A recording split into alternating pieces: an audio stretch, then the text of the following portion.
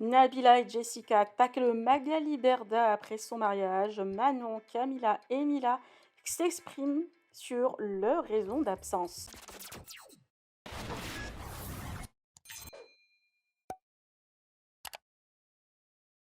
Le mariage de Magali Berda et Stéphane Tebboune a fait beaucoup réagir grâce à une cérémonie de luxe en Israël, mais aussi les absences de plusieurs influenceurs. Ilan, Maïva, Laura, Marwa, Kevin, Alix, Océane Limer ont bien été présents, mais plein d'autres ont été invités mais n'ont pas pu venir, et certains pas du tout invités.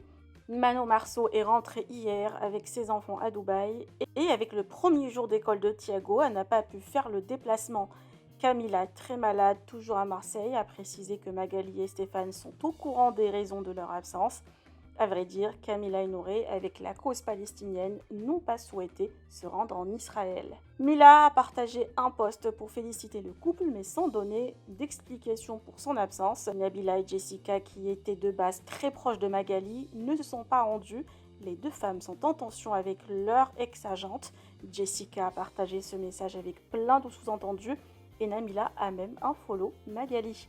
Je vous laisse avec les explications de Manon. Que pensez-vous? Partagez avec moi vos avis en commentaire et n'oubliez pas de liker la vidéo et de vous abonner à la chaîne. Alors là j'ai eu beaucoup cette question. Non, on n'a pas pu aller au mariage de Mag et Stéphane. En fait, bien sûr qu'on a été invités, qu'il était prévu qu'on y aille, sauf que il y a 3 semaines, on a reçu la date de rentrée scolaire de Thiago, qui tombait en fait le même jour que le mariage. Enfin, le mariage est aujourd'hui, hier, aujourd'hui, demain. Et en fait, la rentrée de Thiago, la pré-rentrée est demain et la rentrée après-demain. Donc c'était vraiment pas possible. En plus, comme je viens de vous dire, notre nanny, en qui j'ai archi confiance, à qui j'aurais pu laisser les enfants à Dubaï, est aux Philippines. Donc j'avais personne pour garder les enfants à Dubaï. C'était 24 heures qu'on fasse l'aller-retour.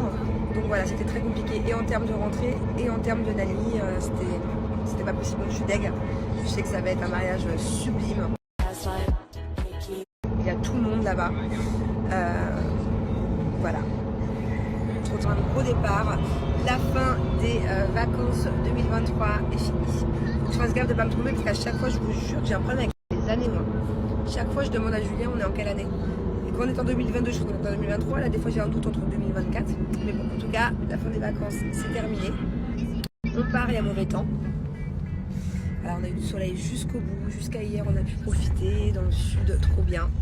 Un peu nostalgique quand même de partir de la France, de quitter la maison, la famille, tout ça. Mais bon, tout le monde va venir nous voir comme d'habitude. Hein. Puis voilà quoi, c'est bientôt la rentrée pour mon dadou. Tu peux accéder à un grand nombre. Alors demain on est sur une pré-rentrée, voilà, c'est pas une grosse journée, c'est pas tôt le matin. Et la rentrée sera officiellement pour Thiago mardi. Et Angelina, elle par contre c'est plus cool, elle, hein. Elle a encore une bonne semaine de vacances, voilà. Le temps de reprendre bien le rythme. Et je m'inquiète beaucoup moins pour Thiago pour le rythme parce que Thiago dans tous les cas il est matinal, alors que Bubu pas du tout. Donc on va avoir une semaine pour essayer de se faire réveiller Bubu un peu plus tôt. Bon, alors hier je vous disais qu'on avait je sais plus combien de valises avec je sais plus combien de kilos, et bien finalement on a rajouté encore 2 valises, 70 kilos en plus.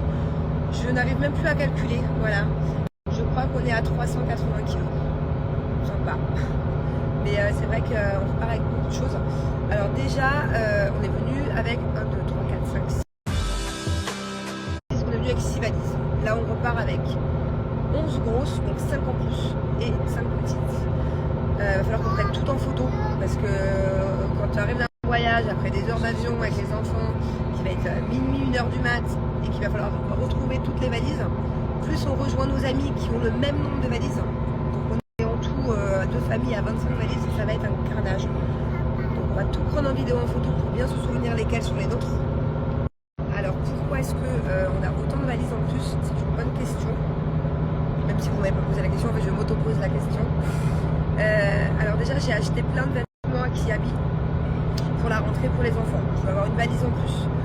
Il y a tous les jouets de l'anniversaire, les trucs qu'ils ont achetés cet été. Julien il s'est acheté un peu de vêtements. On a récupéré des trucs aussi qui étaient dans notre maison en France pour ramener. Et moi c'est vrai que j'avais fait beaucoup. Tu sais que les intelligences artificielles peuvent de shopping aussi.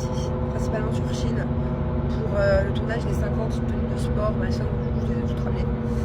Puisque je compte reprendre le sport à Dubaï. Je sais que ça fait des années que je dis ça, mais là, je vais m'y tenir. Ah oui, et c'est vrai que du coup, j'avais oublié aussi l'histoire des médicaments. J'ai une valise entière. Que ce soit médicaments, gel douche, déodorant, il y a plein de choses que j'achète en France. Parce que voilà, moi j'ai mes petites habitudes. Et même en termes d'antibiotiques, par exemple, c'est vrai que je préfère les antibiotiques de France, les sirops pour la toux, même les Doliprane. Moi je suis habituée au Doliprane par exemple. À Dubaï, il n'y a pas. Il y a l'équivalent, mais bon, je préfère quand même Doliprane. Enfin, voilà, pareil pour j'ai acheté plein de tous mes gels douche Nux. Moi j'adore cette marque. On a acheté, je mets toujours le même déo avec Julien.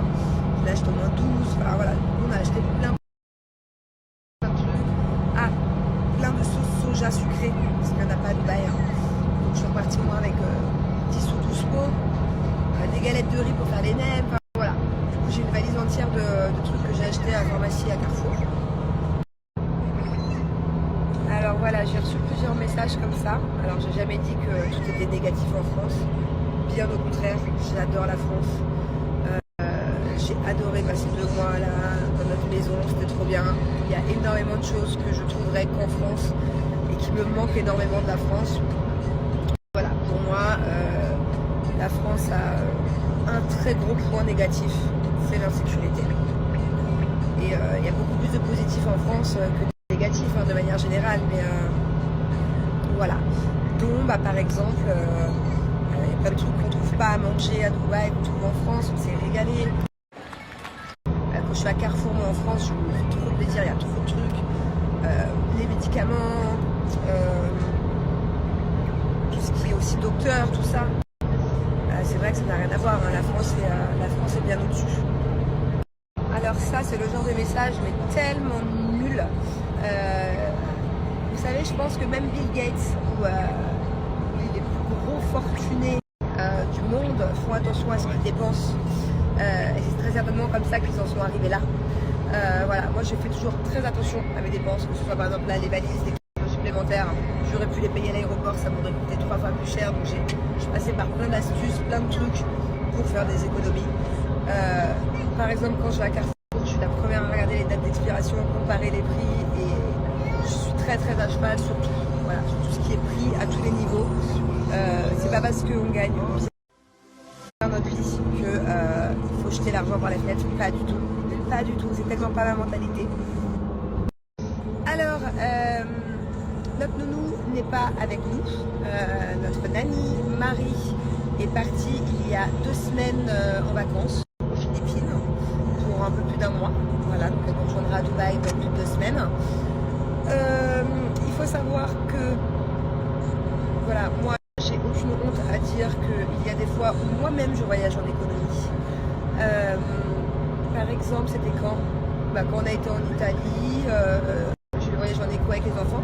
Généralement, ce que je fais quand je peux, c'est que je préfère dépenser moins, voyager en éco et prendre un siège supplémentaire. Voilà, pour que les enfants, s'ils ont envie de faire la sieste, ils peuvent s'allonger. Donc voilà, ce genre de commentaires, j'ai. Mais quand je vais dans d'autres pays d'Europe, quand je vais aux Maldives, je voyage en éco, quand je vais en Thaïlande, je voyage en éco. J'ai vraiment aucun problème avec ça. Nous aussi, mes enfants aussi. Donc voilà, ça quand c'est en éco, on est ruiné. Quand c'est en business, c'est bon quoi. En fait, je fais ce que je veux avec mon oseille, je fais ce que je veux avec mes voyages. Moi, j'ai encore une fois, je le répète, aucun avec mes enfants de voyager en éco. Là, pour le coup, pour d'autres raisons, on prend la business pour rentrer les enfants aussi, mais d'habitude les enfants ne sont pas en business parce que je trouve que c'est du vrai gâchis d'argent de mettre des enfants en business. Voilà, Bubu, elle fait 90 cm, qu'elle soit sur un siège déco business, c'est pareil, sauf que le prix n'est pas le même. Donc là, c'est une exception qu'aujourd'hui ils vont voyager en business, et d'habitude c'est éco.